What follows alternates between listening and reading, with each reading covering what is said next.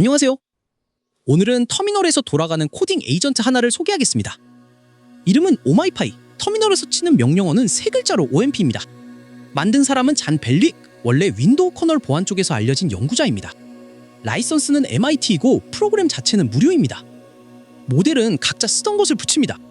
API 키를 넣어도 되고 이미 쓰고 있는 구독 계정을 연결해도 됩니다. 붙일 수 있는 공급자는 공식 문서 기준 57곳입니다. 엔트로픽, 오픈AI, 구글, 그록, 딥시크 같은 상용 서비스부터 올라마 같은 로컬 실행까지 들어있습니다.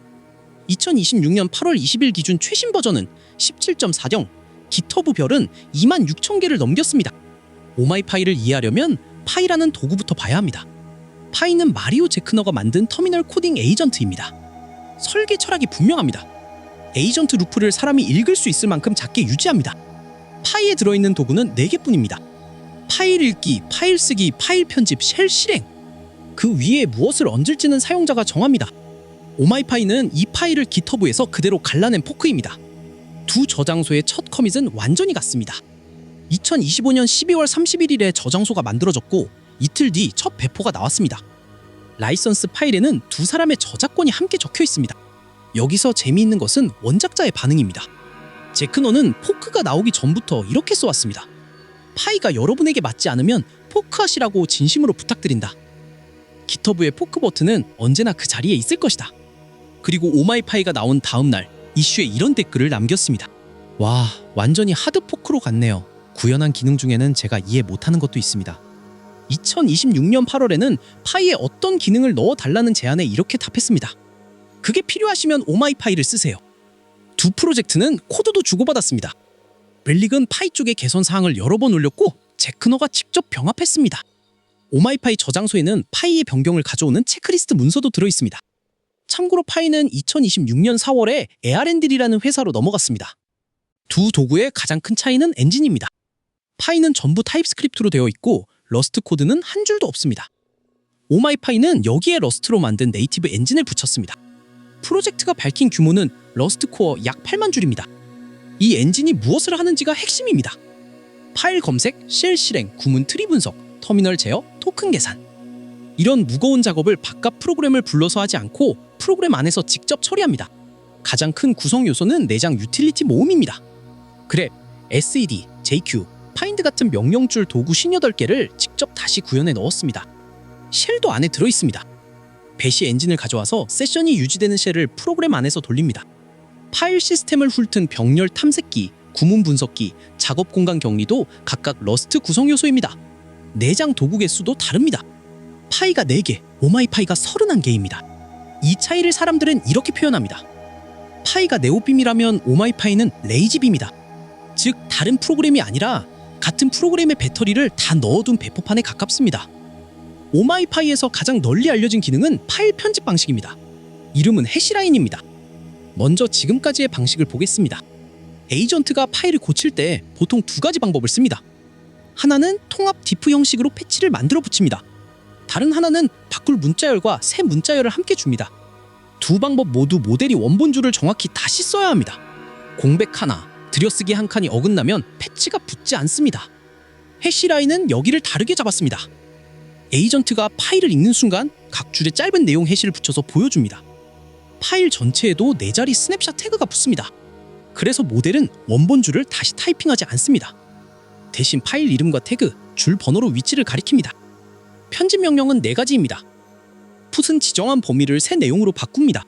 컷은 잘라내고 램은 지우고 MV는 옮깁니다.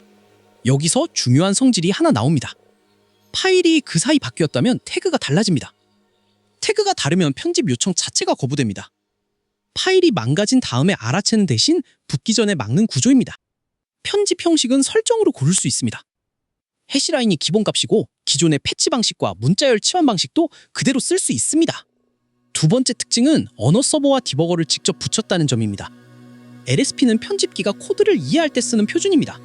정의로 이동, 참조 찾기, 진단 메시지, 이름 바꾸기가 여기서 나옵니다. 오마이파이는 이 정보를 에이전트에게 그대로 넘깁니다. 문서에 정리된 작업은 13가지입니다. 이 가운데 파일 이름 바꾸기가 특히 실용적입니다. 파일을 실제로 옮기기 전에 언어 서버에 먼저 물어봅니다. 그러면 그 파일을 참조하던 다른 파일의 임포트 경로까지 함께 고쳐집니다. 배럴 파일이나 별칭 경로를 쓰는 프로젝트에서 손으로 찾기 어려운 부분입니다. 다음은 디버거입니다. DAP는 편집기가 디버거와 이야기할 때 쓰는 표준입니다. 오마이파이는 이 작업 28가지를 에이전트가 쓸 수 있게 열어놨습니다. 중단점을 걸고 한 줄씩 실행하고 변수값을 들여다보고 메모리를 읽고 쓰는 일까지 포함됩니다. 붙는 디버거는 15종입니다. LLDB, 델브, 디버거 파이 같은 이름이 들어있습니다. 값이 바뀔 때 멈추는 감시점도 걸 수 있습니다. 즉, 에이전트가 코드를 읽고 고치는 데서 끝나지 않고 실행 중인 상태를 직접 보게 만든 구조입니다. 세 번째는 작업을 쪼개는 방식입니다. 오마이파이에는 태스크라는 도구가 있습니다. 큰 일을 여러 하위 에이전트에게 나눠주는 도구입니다. 각 하위 에이전트는 격리된 작업 공간에서 실행됩니다. 서로의 파일 수정이 부딪히지 않게 하려는 설계입니다. 격리 방식은 운영체제에 맞춰 여러 가지가 준비되어 있습니다.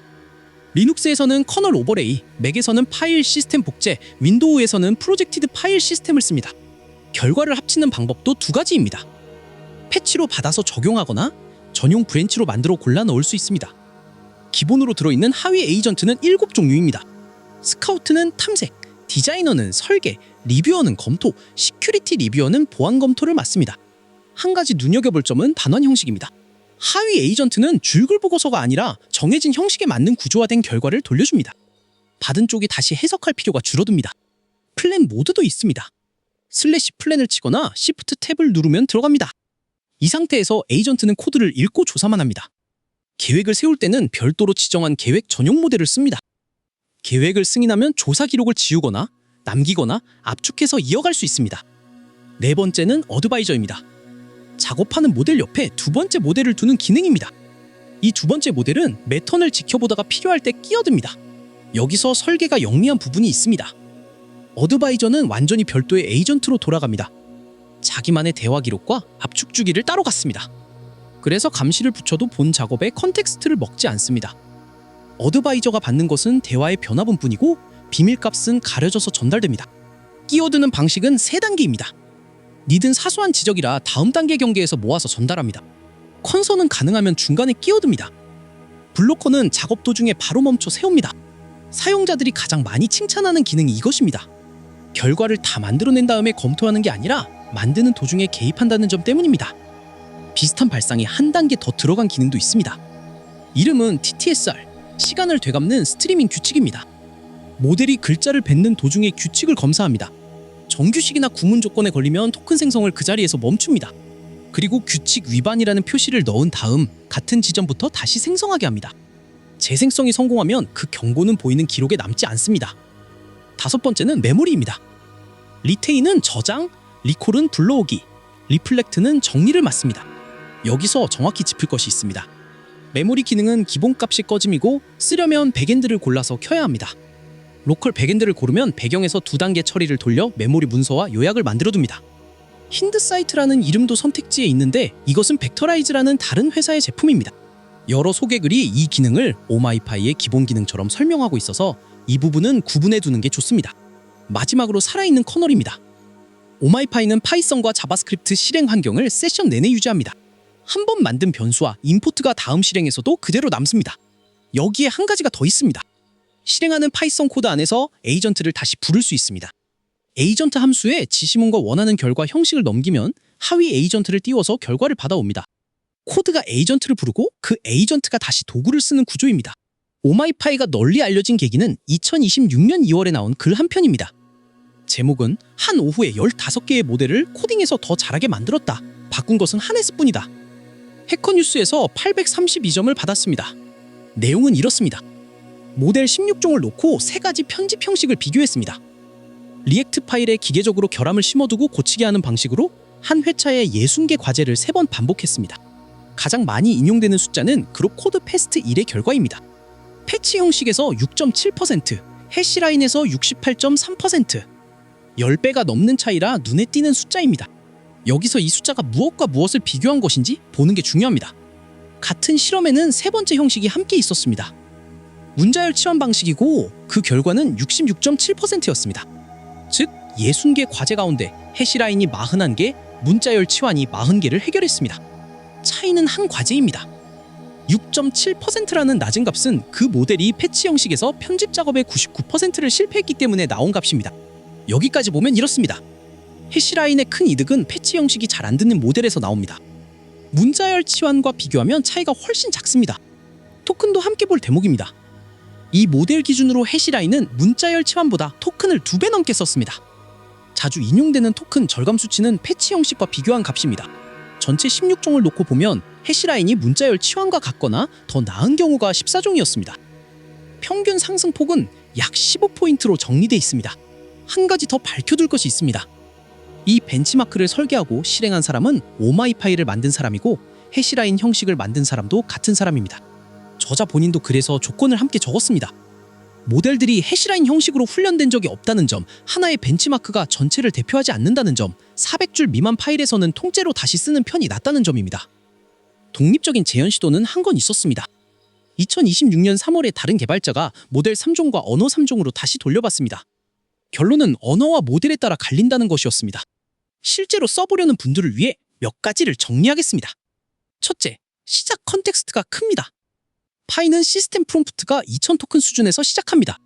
오마이파이는 2만에서 2만 5천 토큰 수준입니다. 기능을 다 넣어둔 배포판이라 생기는 고정 비용입니다. 같은 사용자층에서 반대쪽 이야기도 나옵니다. 캐시 적중률이 95%를 넘어서 실제 비용은 오히려 낮았다는 후기입니다. 고정 비용이 큰 대신 반복 호출에서 분산된다는 뜻이라 작업 길이에 따라 체감이 갈립니다. 둘째, 기본 승인 모드가 열려 있습니다. 설정 기본값이 욜로이고 읽기와 쓰기와 실행이 자동 승인됩니다. 매번 물어보게 하려면 승인 모드를 바꿔두는 편이 좋습니다. 셋째, 구독 계정을 붙일 때 약관을 확인하는 게 좋습니다. 커서 쪽 담당자는 공식 클라이언트 밖에서 구독을 쓰면 이용 제한 대상이 될 수 있다고 공개적으로 밝혔습니다.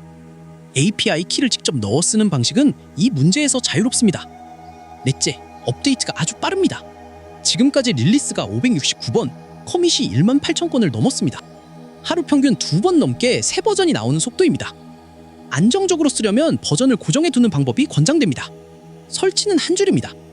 맥과 리눅스에서는 설치 스크립트를 쉘에 붙여넣고 윈도우에서는 파워쉘용 스크립트를 씁니다. 홈브루와 닉스로도 설치할 수 있습니다. 윈도우에서 WSL 없이 그대로 돌아갑니다. 실행 방식도 5가지가 준비되어 있습니다. 대화형 터미널 화면, 한 번에 실행하는 방식, 노드에서 부르는 개발자 키트, 다른 프로그램이 붙는 통신 모드, 제드 편집기 연동입니다. 숫자로 보면 지금 위치는 이렇습니다. 원본인 파이가 별 9만 4천 개, 오마이파이가 2만 6천 개입니다. 파이가 여전히 3배 이상 큽니다. 오마이파이는 8개월 만에 그 규모에 도달했습니다. 두 도구는 경쟁 관계라기보다 같은 뿌리의 두 갈래에 가깝습니다. 작게 유지하면서 필요한 것만 얹고 싶으면 파이가 맞습니다. 처음부터 다 들어있는 쪽이 편하면 오마이파이가 맞습니다. 오마이파이를 한 문장으로 줄이면 이렇습니다. 작은 에이전트 루프 위에 편집기가 쓰던 도구들을 통째로 얹은 배포판입니다. 언어 서버와 디버거를 붙였고 편집을 해시로 고정했고 감시하는 모델을 따로 뒀습니다. 무거운 일은 러스트로 내렸습니다. 화제가 된 숫자들은 만든 사람이 직접 측정한 값이라 조건을 함께 보고 판단하는 게 좋습니다. 그래도 이 도구가 보여주는 방향은 분명합니다. 에이전트를 더 똑똑한 모델로 바꾸는 대신 모델이 딛고 설바닥을 다시 만드는 쪽입니다. 같은 모델이라도 무엇을 쥐어주느냐에 따라 결과가 달라진다는 이야기입니다. 이 영상의 진짜 완성은 여러분의 시청이었습니다. 제 영상을 완성해 주셔서 감사합니다.